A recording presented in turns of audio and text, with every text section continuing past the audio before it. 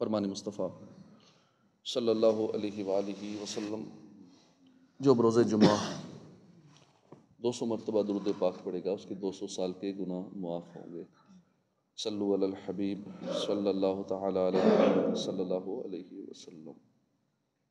27واں پارہ سورہ قمر کی آیت نمبر 17 تا 26۔ اعوذ باللہ من الشیطان الرجیم بسم اللہ الرحمن الرحیم۔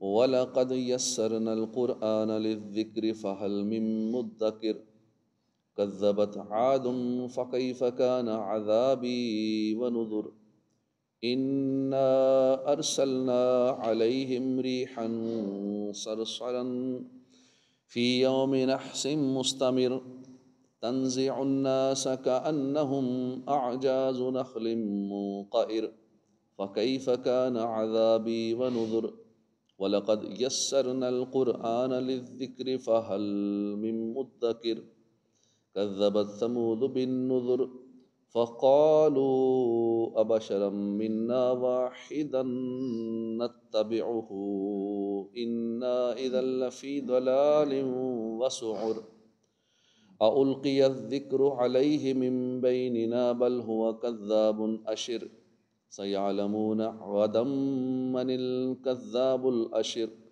إِنَّا مُرْسِلُو النَّاقَةِ فِتْنَةً لَّهُمْ فَارْتَقِبْهُمْ وَاصْطَبِرْ وَنَبِّئْهُمْ أَنَّ الْمَاءَ قِسْمَةٌ بَيْنَهُمْ كُلُّ شِرْبٍ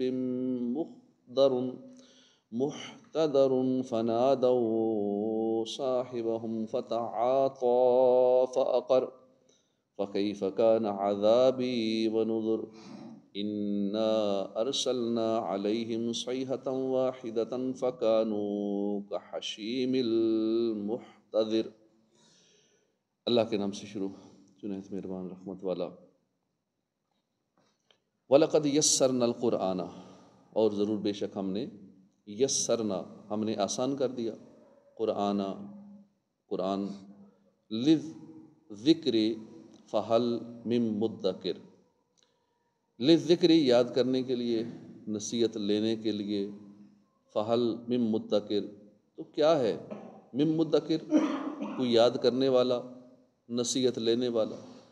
کذبت عاد فکیف کان عذابی ونذر، عاد نے جھٹلایا تو کیسا ہوا میرا عذاب اور میرا ڈرانا۔ انا ارسلنا علیہم، بے شک ہم نے ان پر بھیجی، ریحاً صرصراً ایک سخت آندھی، فی یوم نحس مستمر ہمیشہ رہنے والی نحوست کے دن میں، تنزع الناس وہ آندھی اکھیڑ دیتی، اٹھا مارتی لوگوں کو، کأنہم گویا کہ وہ اعجاز نخل منقعر اکھڑی ہوئی کھجوروں کے سوکھے تنے ہیں۔ فکیف کان عذابی تو کیسا ہوا میرا عذاب، ونذر اور میرا ڈرانا۔ وَلَقَدْ يَسَّرْنَا الْقُرْآنَ اور ضرور بے شک ہم نے آسان کر دیا قرآن یاد کرنے، نصیحت لینے کے لیے، فَهَلْ مِن مُّدَّكِرٍ تو کیا ہے کوئی یاد کرنے اور نصیحت لینے والا۔ کذبت ثمود بالنذر، ثمود نے جھٹلایا، ڈر سنانے والوں یعنی رسولوں کو ثمود نے جھٹلایا۔ فقالوا انہوں نے کہا، ابشرا منا واحدہ کیا ہم میں سے ایک آدمی، نتبعہ ہم اس کی تابعداری کریں، انا اذا لفی ضلال وسعر بے شک ہم اس وقت ضرور گمراہی اور دیوانگی میں۔ القی الذکر کیا وحی ڈالی گئی، علیہ اس پر، من بیننا ہمارے درمیان میں سے، بل ہوا کذاب اشر بلکہ وہ بڑا جھوٹا ہے، متکبر ہے۔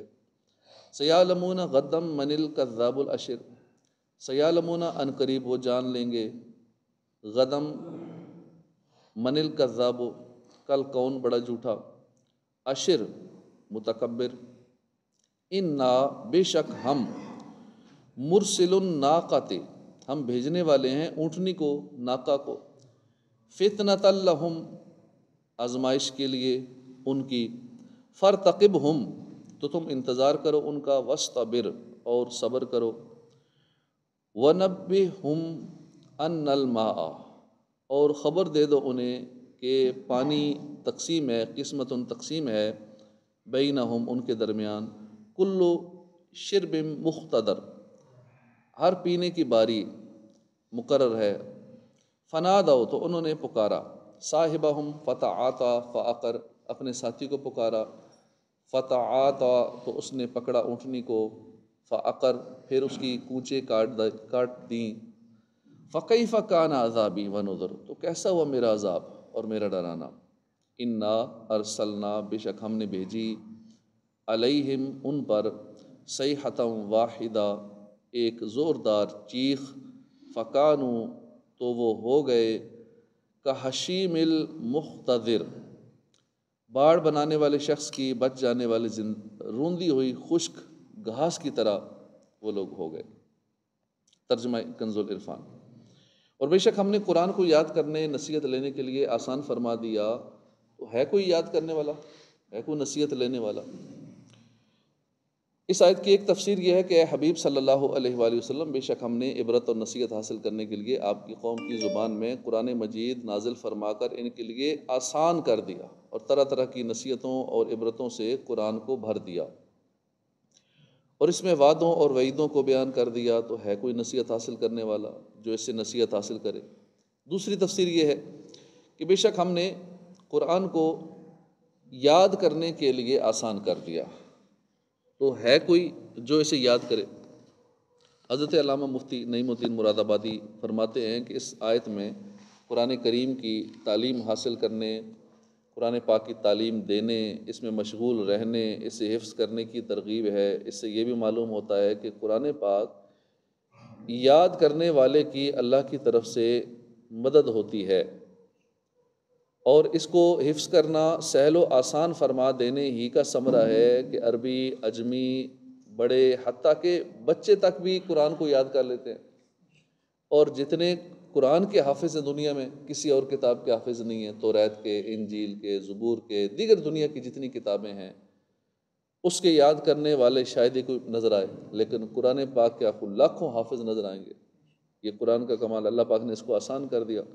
جو یاد کرنا چاہے اس کے لیے آسان ہو جاتا ہے، جو ارادہ کر لے میں نے حفظ کرنا ہے، اللہ پاک اس کے لیے آسانی فرما دیتا ہے۔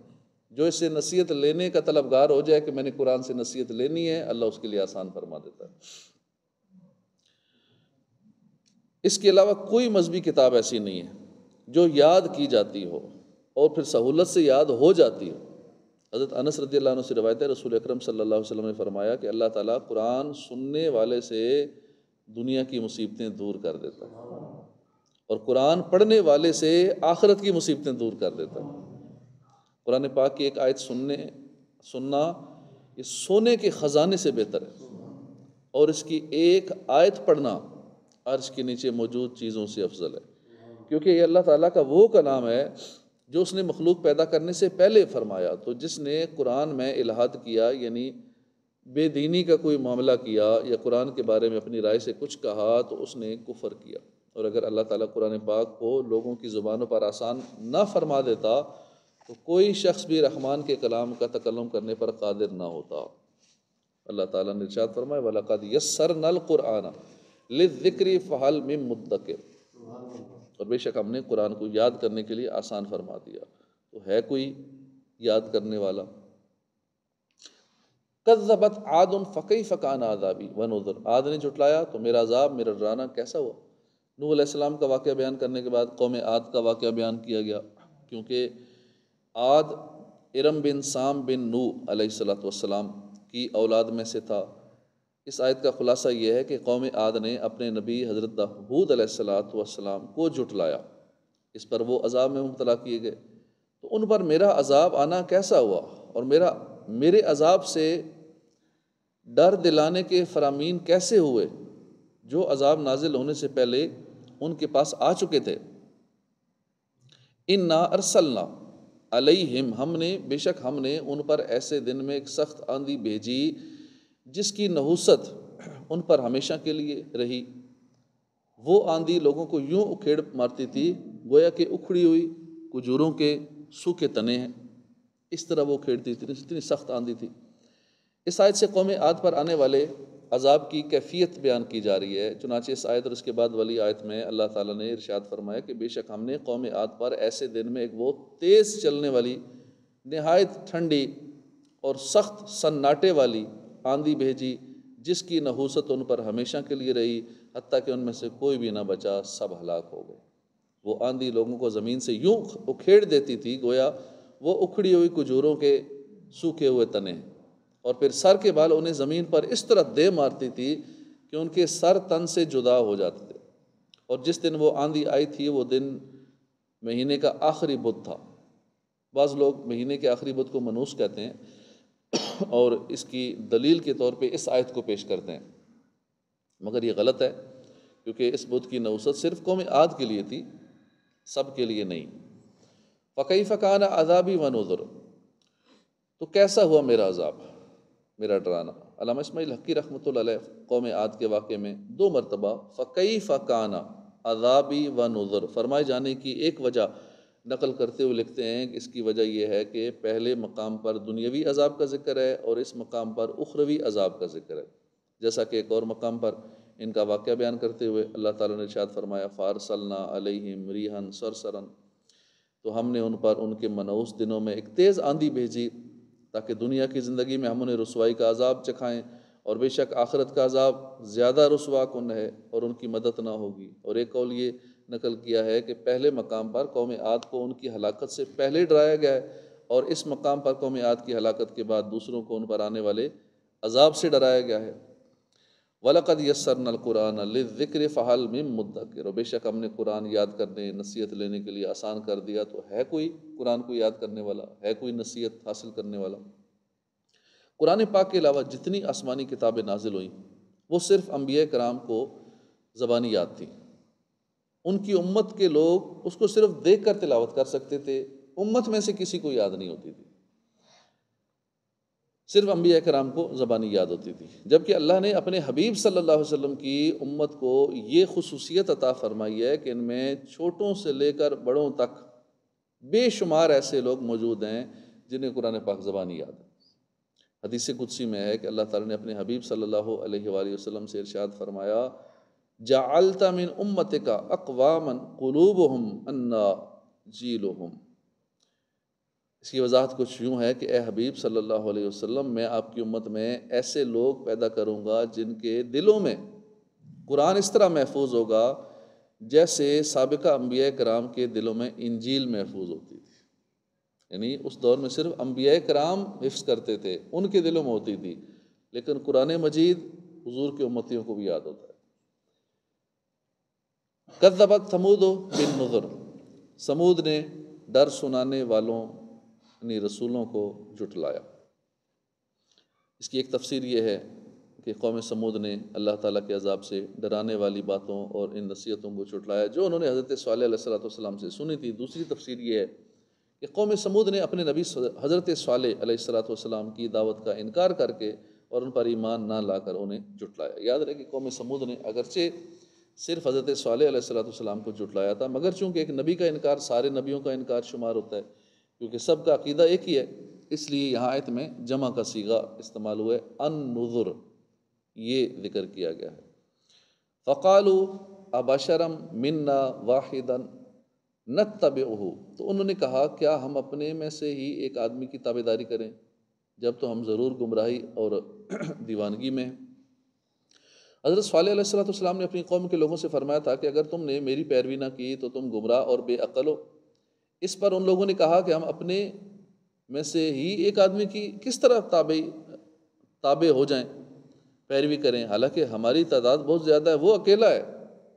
یوں ہی وہ نہ کوئی بادشاہ ہے نہ کوئی سردار ہے ہم میں سے، ہم ایسا نہیں کریں گے، کیونکہ اگر ایسا کریں جب تو ہم ضرور گمراہی اور دیوانگی میں ہیں۔ أَأَلْقِيَ الذِّكْرُ عَلَيْهِ مِن بَيْنِنَا بَلْ هُوَ كَذَّابٌ أَشِرٌ، کیا ہم سب میں سے صرف اس پر وہی ڈالی گئی ہے؟